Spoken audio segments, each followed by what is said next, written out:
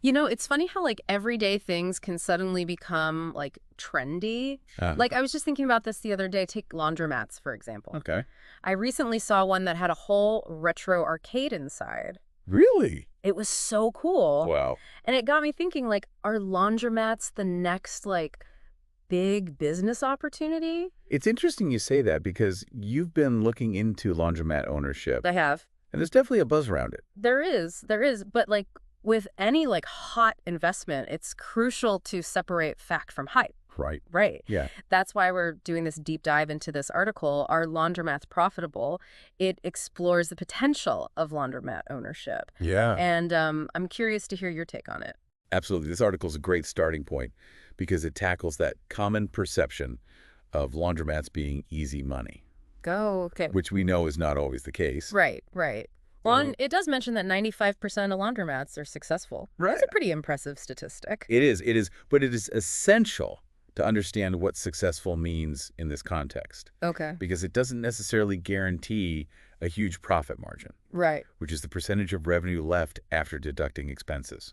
Okay, so a high success rate doesn't automatically equal a fat wallet. Exactly. What kind of profit margins are we realistically looking at? Typically, laundromats see profit margins between 20 and 30%, Okay. but there are definitely outliers who achieve even higher margins, Okay. often by being innovative and adaptable. Ooh, I'm always drawn to those outlier stories. Yeah. What are some of the secrets to their success? Well, they often go above and beyond just offering basic laundry services. Okay. I actually know a laundromat owner who completely transformed their business by adding an unexpected service, but we'll get into that a bit later. You're killing me with the suspense. But first, let's break down those success factors a little further. Okay. The article places a lot of emphasis on location, right? It's absolutely crucial. Okay. The article uses a helpful analogy. Instead of searching for beachfront properties, successful laundromat owners look for laundry deserts. Laundry deserts. I've never heard that term before, but I love it. Right. Yeah. They're essentially areas with a high density of renters who lack in-unit laundry facilities. Okay. Think apartment complexes, college towns, places where people rely on laundromats out of necessity. Mm-hmm. Right. Proximity to these residential areas, ideally within a 1-mile radius, is key. So if I find a storefront across from a massive student housing complex, Mm-hmm. I'm good to go. Not quite. While location is paramount, you also need to factor in the competition. Right, because even the most desolate laundry desert can only support so many laundromats, I imagine. Exactly. Yeah. Too many in one area can saturate the market, Right. making it much harder to stand out and attract customers. That makes sense. It's all about supply and demand, like we learned in Econ 101. Exactly. Speaking of appealing to demand, the article also dives into the importance of amenities, Yeah. which seems crucial in a competitive market. Absolutely. It's no longer enough to just provide washers and dryers. Right. Today's laundromat customers are looking for an experience. Yeah, I have to admit, even finding a laundromat with a reliable Wi-Fi feels like hitting the jackpot these days. Exactly. Think about it. While their clothes are going through the spin cycle, your customers could be catching up on work, browsing the internet, or even grabbing a snack. Okay, now you're painting a picture of a laundromat that sounds downright enjoyable. Right. What else can laundromat owners do to create that inviting atmosphere? Well, the article mentions a range of options: wash and fold services, dry cleaning, even adding vending machines or coffee stations. Right. Some laundromats are getting really creative. I've even heard of laundromats with dog washing stations. Is that what your friend did? Is that the big secret? You guessed it. Ah, They noticed a lot of dog owners in their neighborhood and saw an opportunity to meet that need. that's brilliant. While their furry friends are getting squeaky clean, the owners probably think, hey, might as well throw in a little laundry too. Precisely. It's about convenience and creating a one-stop shop for errands. It's about synergy. I love it. But while we're on the topic of innovative ideas, let's shift gears for a moment and address the financial realities of this business. Okay, time for a dose of realism. Right.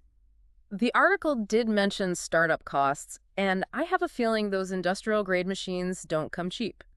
The article did mention startup costs, and I have a feeling those industrial-grade machines don't come cheap. It definitely requires a significant financial commitment. Yeah. According to the article, you're looking at anywhere from $100,000 to $300,000 to get started. Wow, that's a serious chunk of change. Yeah. And I'm guessing that doesn't even cover the inevitable costs of replacing those lost socks that disappear into the dryer vortex. Unfortunately not. And beyond the initial investment, there are ongoing expenses to factor in, Right. like rent, utilities, and of course, maintenance. Right, because those machines get a serious workout. It's got to be crucial to keep them in tip-top shape. Absolutely. The article stresses the importance of regular maintenance as a preventative measure. Yeah. Think of it like owning a fleet of vehicles. Okay. You wouldn't skip oil changes and expect them to run smoothly forever, would you? Definitely not. I can already see the nightmare scenario.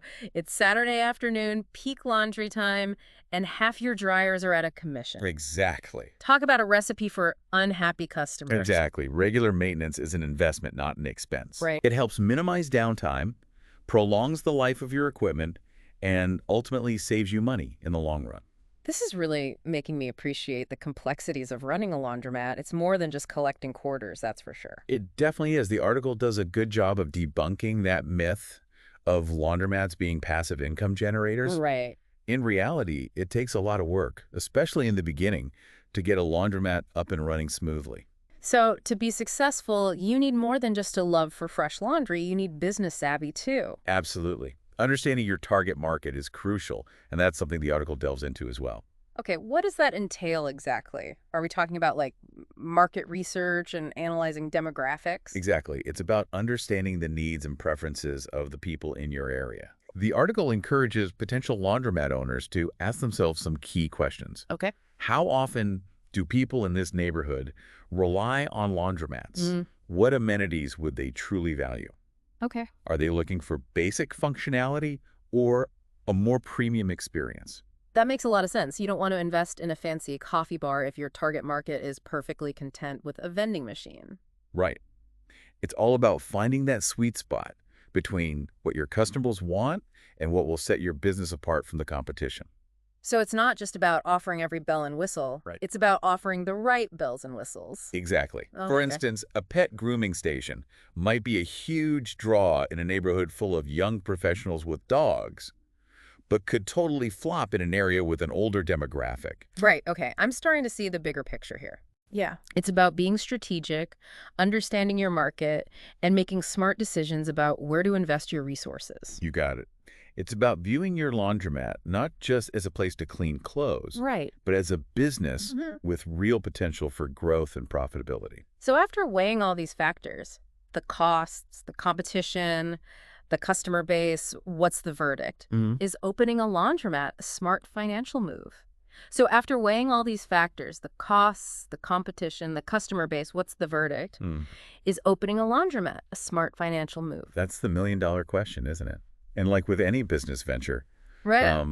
there's no easy answer. Yeah, I figured as much. There's so many variables to consider. Exactly. The article doesn't give a definitive yes or no. No. And for good reason, it emphasizes that the potential for profitability is there. Mm-hmm.